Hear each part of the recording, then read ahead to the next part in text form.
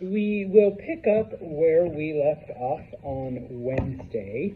We were talking about the various European countries trying to catch up with Portugal and Spain in their attempt to not only establish colonies, and not necessarily that, but to gain riches, to gain wealth, to become as powerful as Spain and Portugal were, because, and I promise I'll come back to this, but I do need to kind of show this real quick.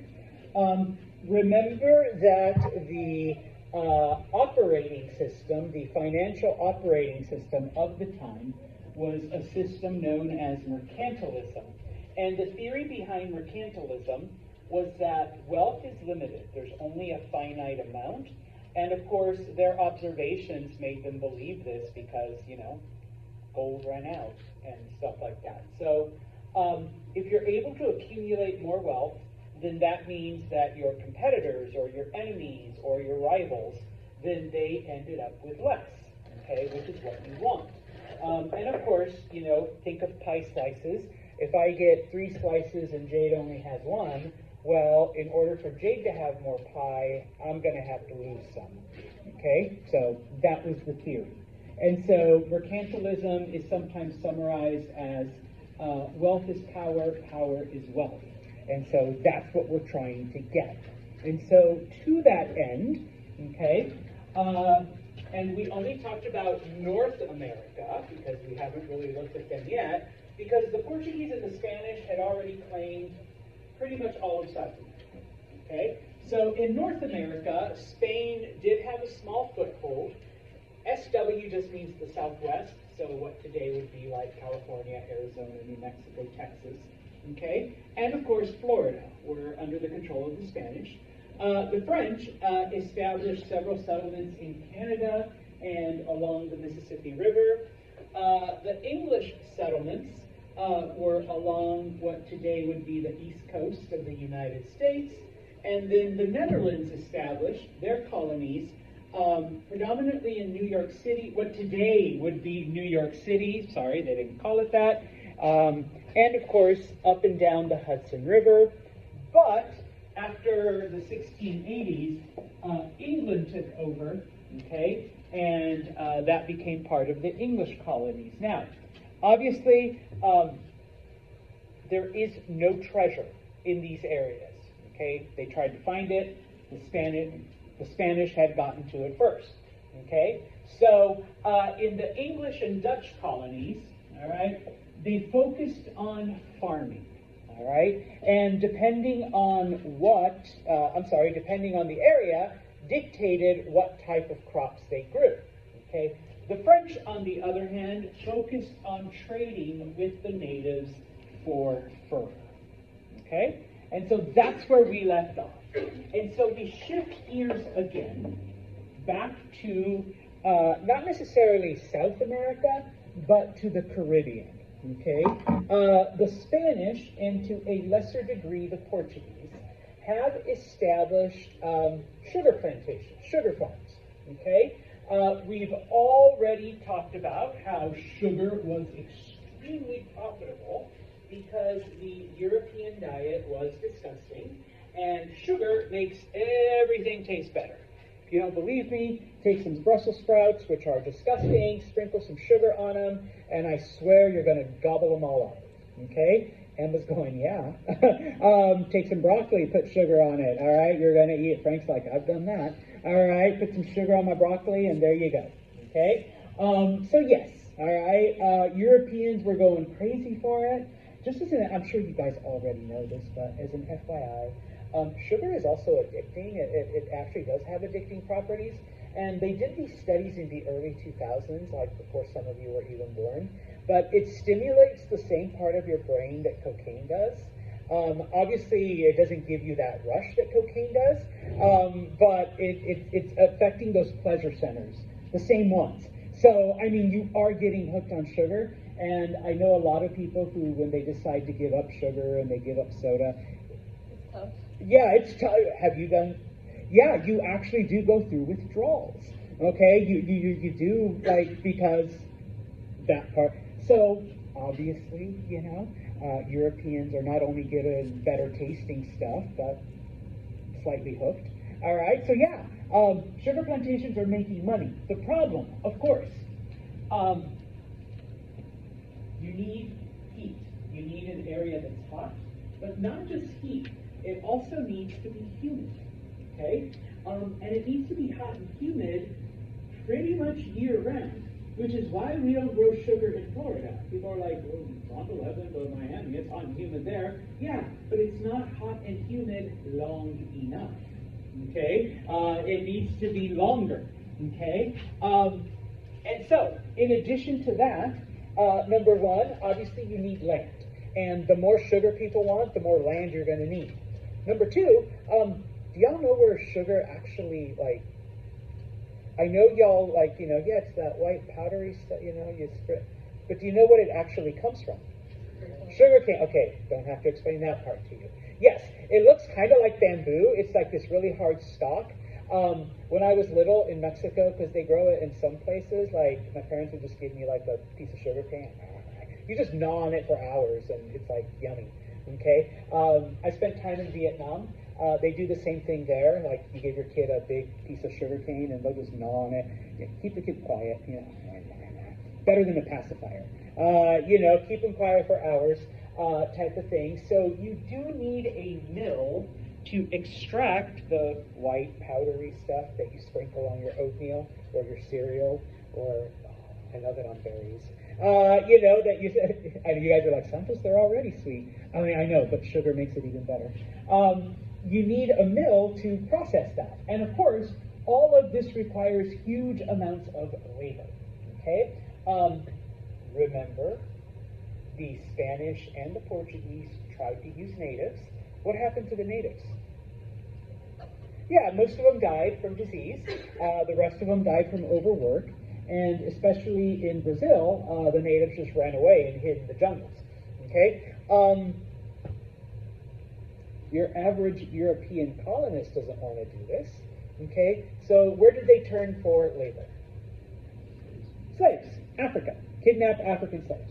Okay? Now, the British and the French see how much money the Spanish and the Portuguese are making. Okay? It's not like you can go and make more treasure. Okay? But you can plant sugar. All right? But most of this land has been taken up by the Spanish and the Portuguese. Okay? And so, in this case, just as a reminder, kind of, sort of,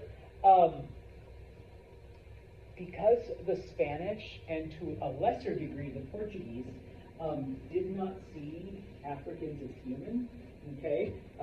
They were considered, subhuman. You could work them to death. If your slaves die, what do? Yeah, just go back to Africa and get more. All right, plenty. All right, and other Africans are willing to give them to us. Okay, if you were a slave on a sugar plantation, Cuba, Hispaniola, Puerto Rico, any of the Caribbean islands, or Brazil, your life expectancy was about 30 years. Okay, you worked 18-hour days, and so in some areas slaves revolted, but typically and especially in South America, the slaves just ran away, just like the natives did. You go into the jungle, all right, they're never going to find you. And in fact, the Spanish and the Portuguese was like, all right, whatever, they can get eaten by piranha, we'll just go back to Africa and get more. Professor, on my city in Brazil, in São Paulo, there's a church there, like the Matrix Church, we used to call it. And there's a huge, there's an area that's kept like a museum. And next to this church, there's a huge, woods, forest. And there's a hole inside this church that the museum, the guides, they tell us that the story is that the slaves used to go in there, and with the help of priests and people from the church, they dug a huge hole under the church and to the forest. Oh. They dug this huge hole to escape from so that's how they got into the jungles. And they got into the jungle from the hole in the church to escape slavery. The slavery. All right. So there you go. He's Brazilian, by the way, if you didn't know. So he has that first information. Now, these, of course, is from your textbook, but it shows the various crops that were grown in the Caribbean, specifically the Caribbean, but also Brazil and a couple other areas. Okay, as you can see, most of the sugar, all right, is grown in this area. Puerto Rico did not have a lot. The land is a little too hilly. Okay, definitely on Hispaniola. Okay, Jamaica, and of course Cuba. Now, some of the other things that were also grown, the T stands for tobacco. Okay, so tobacco is also grown in those areas. I think they're still illegal. Cuban cigars, considered some of the best in the world. But you can also get, Dominican cigars. And then the C is for coffee. Okay, coffee also grows in a lot of these areas. Honestly, though, well, I'm not too big on Cuban coffee. Sorry. All right, but if you ever had Guatemalan coffee or Costa Rican coffee, all right. And of course, unbiased Mexican coffee. Okay, but yes, coffee also grows in these areas. Okay, and of course, all of it, all right, requires slave labor. So, I promise I'll come back. Okay, so all of these have been taken up by the Spanish and the Portuguese. Okay, so what are the English and the French going to do? They're going to take it. Okay, remember that after the late 1500s, okay, Spanish and Portuguese power is slowly declining, whereas English and Dutch power, and to a lesser degree, French power, is rising. Okay, so in the 1740s, the English, they fought a small war with Spain, and they took over Jamaica. Okay, and so today, Jamaica, they speak English, they have a English-speaking culture, and that's because the English took it from the Spanish. All right, and so this became the primary sugar-growing island for the English. Okay, not to be outdone, the French attacked the Spanish on the island of Hispaniola. They're not able to take the whole island, but they take the western part, the left part of the island, in the 1660s. Okay? Today, we know it as the country of Haiti. Okay? This became the richest, most powerful, most profitable colony to ever exist. Okay? Haiti produced more sugar than every Spanish, English, and Portuguese colony combined. This little part. Okay? So the French got crazy rich, all right, from sugar. But guess how they did it all? Yeah, slaves. Okay? And the French were especially brutal to their slaves. Okay? In order to get this amount of wealth, all right, from Haiti. Okay? And I wish we had the time to talk about, or just focus on Haiti, because from the richest, most influential colony in the 16 and 17 and even early 1800s to what Haiti is today, it's like, shit, okay? No, the French made sure that they destroyed everything, when they weren't able to keep them anymore. But, okay, this is how the English and the French basically caught up, all right? Now, that's not to say that there weren't other islands taken, okay, because the Dutch do take some of these islands, the French take a couple other ones over here, okay, and so, yeah, they gain a foothold into what used to be exclusive Spanish and Portuguese territory, okay? Now, we'll focus just a little bit here on slavery, okay,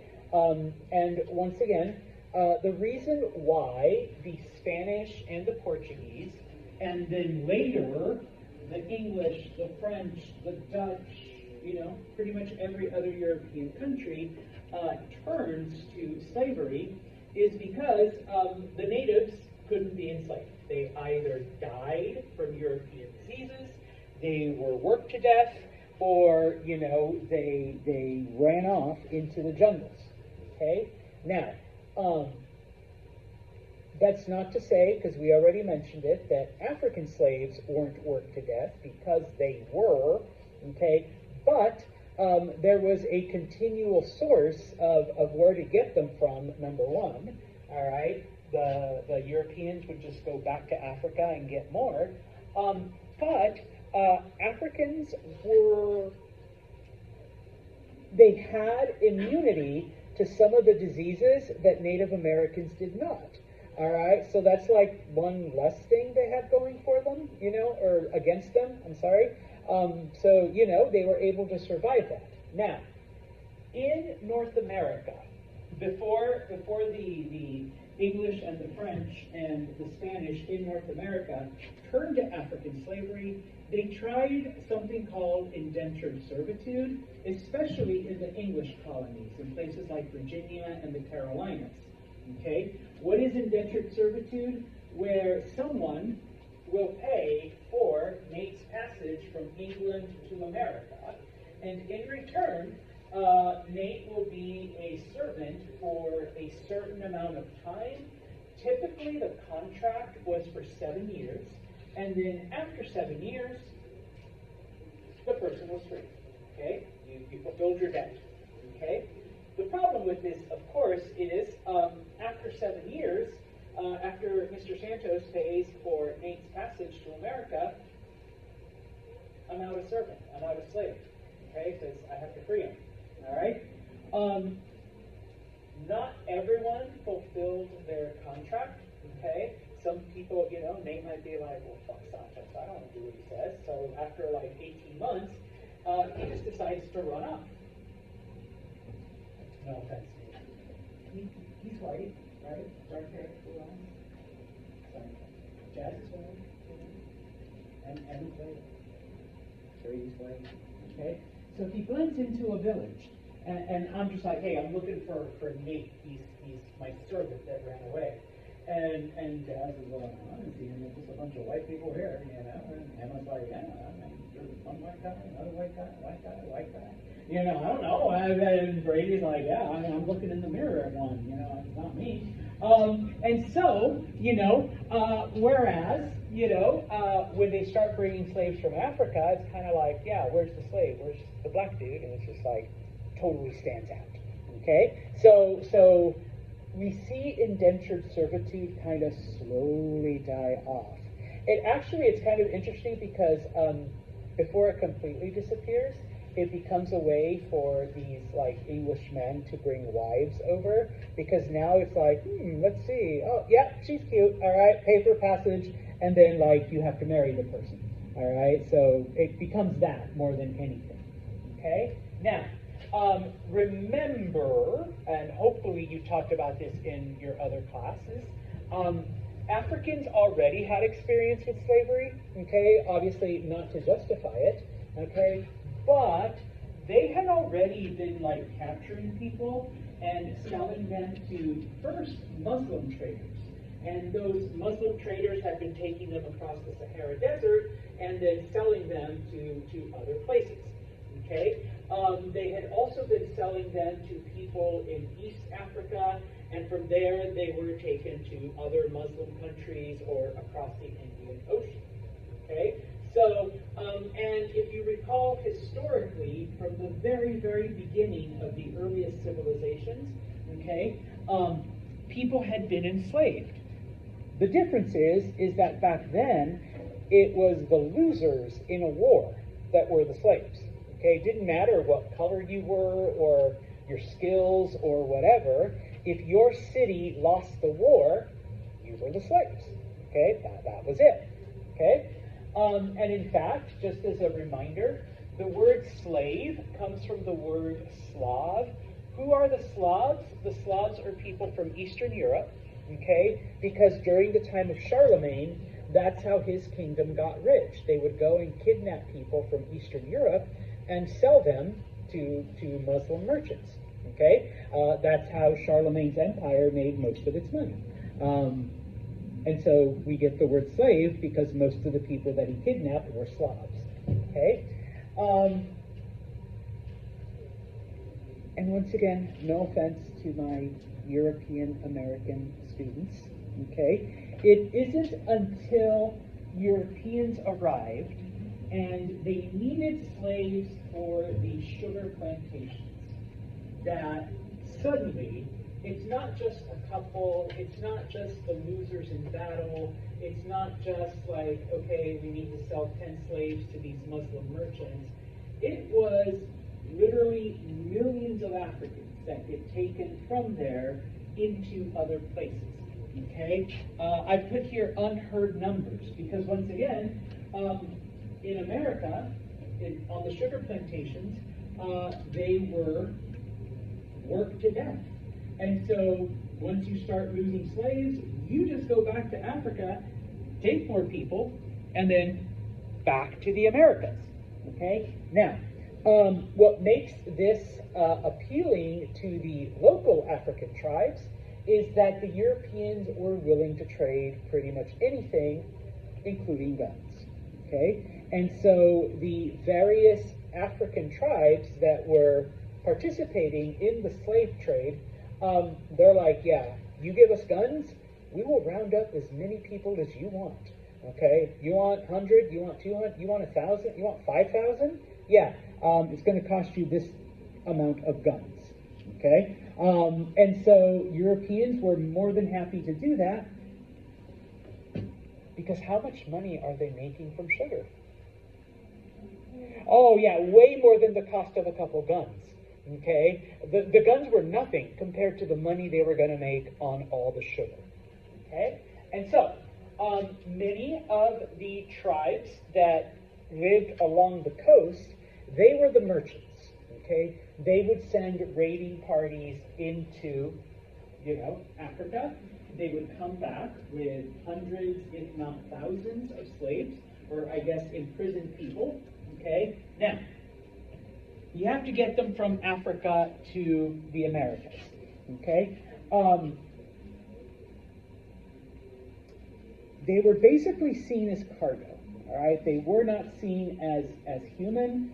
And so they cramped, they stuffed as many people as possible on board these ships, okay? Because the more people you can fit, the more slaves you can fit, the more money you're going to make if you get, to America, okay? Now, it was already understood, it was like an operating cost, that at least 20% of the slaves on your ship would probably die on the way there, either from disease or from starvation or seasickness or, you'd fall overboard. On occasion, all right, and it is documented, sometimes the ship owners would throw a couple slaves overboard just to keep the rest of them in line. All right, like, you want to cause problems? Guess what? We're going to throw one over, and this will be what happens to you.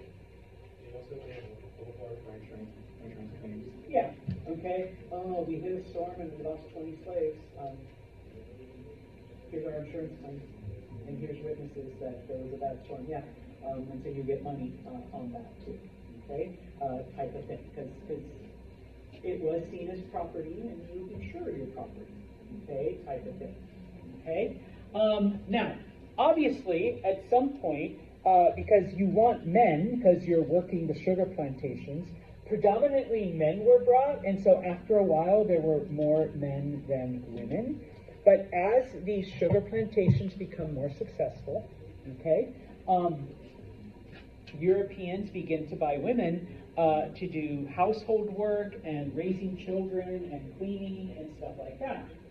Eventually, okay, and I have to preface this by saying at first, slaves did not live, long enough, I guess, 3-year lifespan.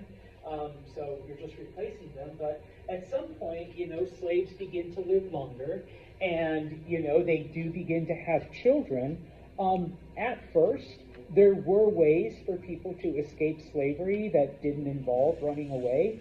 Your children were supposedly born free. In the English colonies, if you converted to Christianity, you were set free. But eventually those loopholes get closed. And when they close those loopholes, okay, Europeans are like, hey, what if for all the male slaves that we have, what if we buy some female slaves also? And we can have our own slave production here. We don't have to go back to Africa. We don't have to negotiate with, guns or whatever. We can just, have our own perpetual slavery here. Okay? And so little by little, that becomes the focus. All right? Now, I've said it before, okay? I know because, you guys are living here, type of thing, most of us think of slavery, in the South and cotton plantations and things like that, but please be aware that that was less than 5% of all of the people taken from Africa. Over 95% went to the Spanish colonies and to Brazil, okay? So I will throw my own people, the Spanish were horrible, okay? When ships left Africa, they either went to Brazil or to Cuba, and then from there, they, sent slaves to other places, okay? And so this shows the approximate numbers of people where they were taken from, okay? Towards the end of the slave era, around the 1800s, most of the slaves were coming out of this area, which is today modern-day Angola. But throughout history, they were taken from most of the West Coast. A lot of them ended up in Brazil and then other parts of South America. Well, the Caribbean mostly, because where's the sugar plantations? Yeah, right here. Okay? There weren't any down here or in Peru or anything like that. Okay? So, all right? Now, okay? Also, please be aware that it wasn't Europeans that were literally going in there and kidnapping people. Okay? They operated through third parties. Okay? Because remember, Africans already had experience in going, kidnapping people, and selling them to whoever wanted them. Okay? Now they were just doing it like a lot more. Okay, like 3, 4, 5, 10 times as much. Okay, so it was just like, all right. And the Europeans typically waited along the coasts, okay, for the enslavers to bring people to them. Okay, now the other difference, besides the sheer numbers, okay, before, when it came to Muslim merchants or other groups, they're paying in money. They're paying, in barter. We'll give you like 20 goats for, a slave or whatever. Europeans are paying with guns, okay?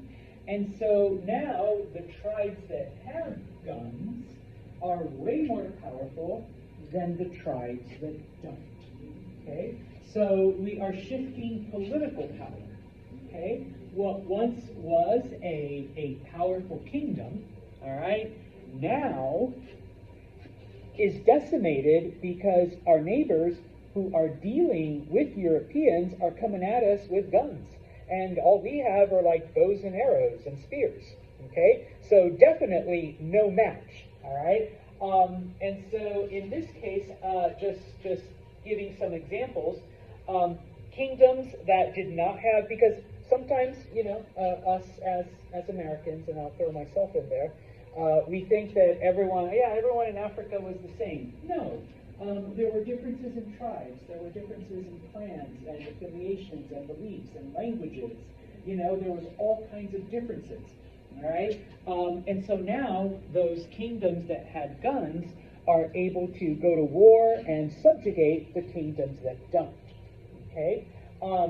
One example, and in the area that today we call the Congo, It basically led to civil war because one group with guns wanted to control the area, and they eventually ran into another group with guns, and so now they're fighting amongst themselves over who gets to do business with these European merchants. Okay, like, we want to, do this because we'll get the guns, and the other groups are like, no, we're going to do this because we want the guns. Okay, and so, and then of course, as Europeans want more and more and more slaves, the tribes with guns, it's a lot easier to capture people, okay, than the tribes, because eventually some of the tribes are like, okay, if we want to get these guns, then we need to go out and capture other people and sell them to the Europeans. Well, the tribes that already had guns had a much easier time in enslaving others than the tribes that didn't. All right, so it kind of perpetuated, this same system over and over again. Okay? All right. Before we move on to Asia, and I think maybe I'll finish with this. Okay? It is a little bit horrific, but I found an edited version. This comes from a movie. It came out in the 90s. I was your age. Okay, I know, a long time ago. But the movie is called Amistad, and it is about, it's about a group of slaves that overthrow the ship owners, and so they take the ship and they end up on the east coast of the United States. It is a Spanish ship, because the term Amistad means friendship. So it's a Spanish ship. The Spanish government actually